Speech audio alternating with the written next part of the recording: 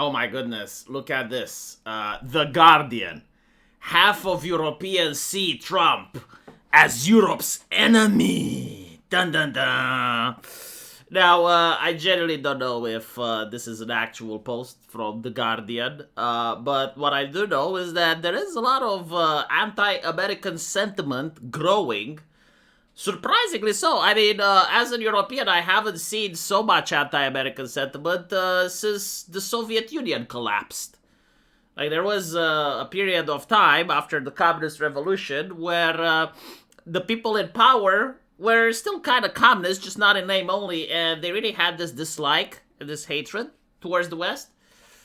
And I haven't seen that sentiment until recently. And I think I can explain as to why. You see, the European Union is not a genuine democracy. I mean, it could be, like, there's no reason why it shouldn't, but the reality is it doesn't want to be. And so people from Europe can't actually vote for the European Union president. The EU MP that we can vote can't actually propose legislation. They also can't repeal legislation. There's a lot of problems with the European Union. The bureaucratic bloat that the EU Parliament has is probably worse than China at this point.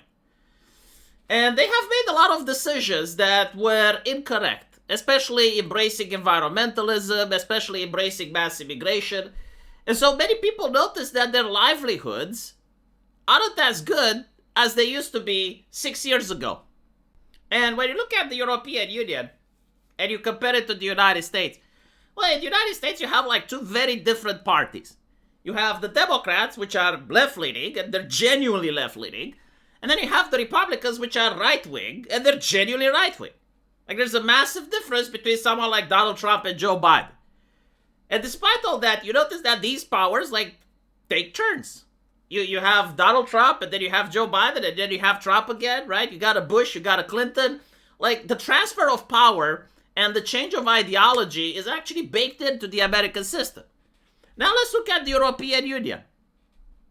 What are the ideologies at the European Union level? I'm willing to bet if I ask someone on the street, they don't know. And if you actually look in the last 15 years, like, did you have like a massive change of ideology? Did you go from like pro-mass immigration to someone like Donald Trump that wants to restrict it? Did you go from like environmentalism to someone that's like more pro-economic oriented and wants to bring the European industry back? No, like in the European Union, you get consistency, which is kind of weird, right? And so when people notice that their livelihood is starting to become more and more poorer than they used to be, they start to wonder, like, why is that? Was there a plague of locusts? Was there an economic calamity? Was there something that destroyed Europe in order for us to not be able to afford the same things that we afforded 5 years ago? Like, why are we going backwards?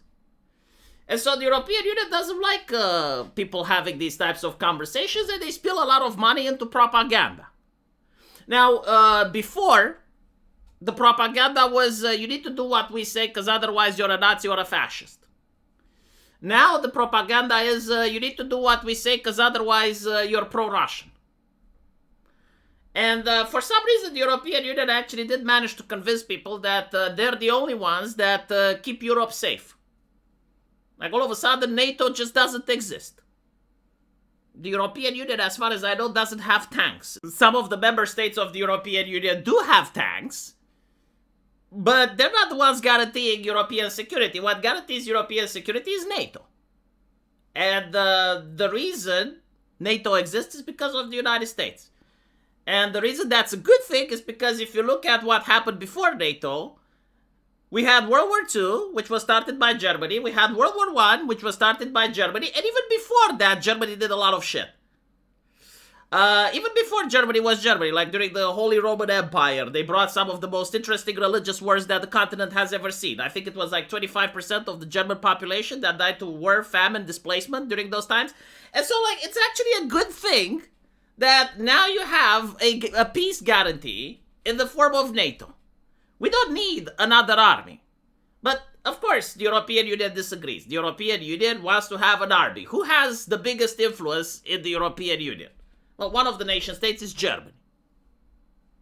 Okay, interesting. So, in order for the European Union to have legitimacy and to justify to people why should they talk about anything else other than the price of gas, the price of electricity, the price of bread, the price of literally anything you want, they will say, well, yeah, let's focus on something else. Let's focus on how bad America is and how Trump is an ally to Putin.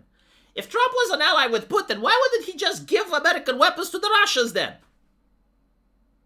Seriously, like, does anyone know how to answer this question? Because, like, for what I'm seeing, like, despite the fact that he made a big talk and he had some mean tweets, he is still giving aid to Ukraine, right? And so, like, let's use our pea-brain for 2 seconds. If he genuinely was an ally with Putin, why wouldn't he just give American weapons to the Russians? And there you go, like, the conflict would probably be over by tomorrow. But he doesn't do that because he's not an ally to Putin. Now, I know this is difficult to grasp for the European Union, but America is actually a democracy. The man actually did campaign that he wants to end the war with Ukraine. People actually did vote for him to accomplish that, whether we like it or not. And so, in a democracy, well, apparently the leader actually follows the will of the people. It's not that the people should follow the will of the leader.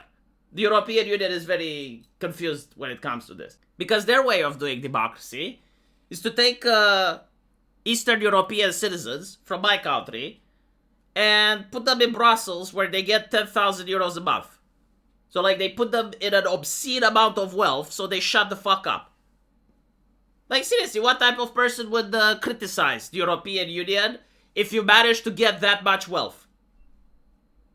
I mean, that's how it looks like from here, right? It looks like every type of critic is just placed there, showered with cash and privileges, and then all of a sudden, they shut the fuck up. And I don't blame them, because I would probably do the same. But in America, it's a little bit different, right? And so they use this opportunity in order to constantly shit on Donald Trump through the mainstream media. Now, take into account that in Europe, if the government doesn't want you to talk about something, you don't get to talk about something. Like in Romania, for instance, journalists were censored, like Marius Tuca. And some other examples, like people from social media censor. So, like, it shows that the government can and does censor. But for some reason, they don't want to censor the anti-American sentiment. Instead, they want the anti-American sentiment to flourish. And I can tell you how it's like on the ground, right? Like what type of people like America and what type of people dislike it. From my observation, people in the rural area almost unanimously still like the United States. People from the cities also like the United States. The only type of people that don't like the US seem to be corpo drones. Like the type of people with laptops and shit. You know, the ones that work at American companies, they're the ones that actually don't like the US. So even with like all of this propaganda and even with all of this push, they still haven't managed to get the population to dislike the US. And I'm willing to bet that if you were to make a poll, if you have to choose between, Ursula von der Leyen or Donald Trump to run the next EU, hypothetically speaking, even if it's not possible, I'm willing to bet that many Europeans would actually say, no, we actually want Donald Trump. Right? Like, if they were to start with the social media manipulation, if they were to stop with the biased press, and they would have, like, legitimate conversations and legitimate discussion, yeah, I'm pretty sure, like, people in the European Union would want Donald Trump to lead the EU. I'm willing to bet money on this. You may have, like, a couple of people grumbling in France and Germany, but, like, outside of that, I mean, especially Eastern Europe, the V4, oh my goodness, like they would vote Donald Trump in a heartbeat. This idea that Donald Trump is with the Russians, people don't buy it. They absolutely don't. The idea that the European Union is strong, people don't buy it. Like, where's the industry? Where's the industry? Oh, it's from China. Right, so we're importing shit from China. Right? Again, why is it that the same people that were, criticizing the United States for being allied with Russia, they weren't criticizing Germany when they had the massive gas pipe from Moscow into their own industry? I mean, there is like the short fat otaku party in Germany, right? And they did everything they could in order to make that gas pipe happen. Is that not being close to the Russians? No, apparently not. And now we're dependent on China. Like, I actually went, again, I don't have statistics. I'm not surrounded by doctors in lab coats to crunch the numbers for me. But I do have eyes. And I went to the mall in my town. and I wanted to buy some clothes. Do you know what I noticed? I couldn't buy clothes that are not made in China. Like almost everything. I wanted to buy a watch for my dad. Christmas is coming, so I wanted to get him something. He's extremely anti-communist, and so he doesn't like China. Every single watch that I checked, regardless of the brand, made in China. And so, like, okay, the European Union is strong with Chinese industry, right? I don't know how it's like in Western Europe. Maybe it's not like that, but it would be nice if we had our own industry, I would say. Social media, yeah, the European Union is really upset about American companies not paying their fair share and breaking the law. What exactly is the European Union social media? Like, what social media website is the EU famous for? Even Trump has a social media website. Even fucking Trump, he's got like Truth Social. What's Ursula von der Leyen's website? Oh, we don't have any. Right. What is the state-of-the-art AI that the European Union has? Like, what exactly can we be proud of? What is the European Union's leading industry in robotics? Are we making any robots here? Like, are we competing with China when it comes to robots? The thing is, like, we do have some. But not enough to justify the arrogance. That's what upsets a lot of people. The arrogance from the politician. Like, they're acting like they're the leaders of the world. Like, it's still medieval time. And the Europe is the center of the earth, right? Not medieval time, colonial time, my bad. Yeah, they're still acting like it's colonial time. And even in the colonial time, Europe wasn't the center of the earth. It was England.